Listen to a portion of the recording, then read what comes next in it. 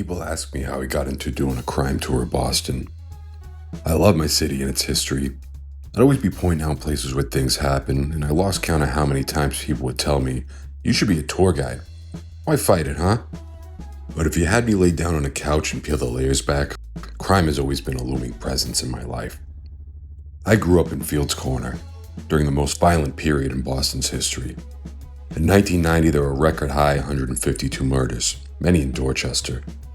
I remember seeing graffiti for the Vamp Hill Kings, one of the gangs that called Dorchester home on a daily basis. Here are two tragic stories from my life. One remains unsolved. This was my bus stop in 4th and 5th grade on Geneva Ave. What is now a laundromat used to be a bodega called AMC Market. The owner was a man named Manuel Montero. He was always kind to my classmates and I when we went in to buy our 5-cent candies before school, letting us slide on a few cents here and there.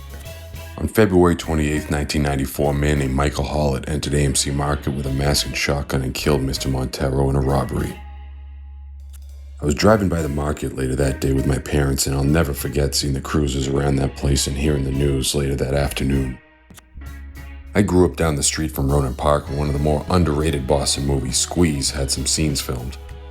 In more recent years, G. Fredo, an NOP gang member, shot a rap video on Holmes Ave, one street from where I grew up, which happened to be rival turf. Shortly after, he was convicted on RICO charges and sentenced to 9 years in prison. On May 10, 2005, John Beresford, who lived up the street from me, tried to stop two men who had just mugged someone in the park.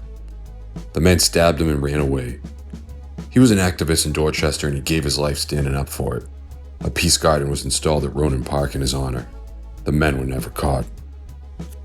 There are even more stories like this from my life. Some are close friends who were victims of senseless violence. Maybe I'll share them one day. If you want to hear stories about some of Boston's more notorious crimes, though, book a tour. We'll be running many at nighttime in August, so come enjoy the cool breeze and sunset with us.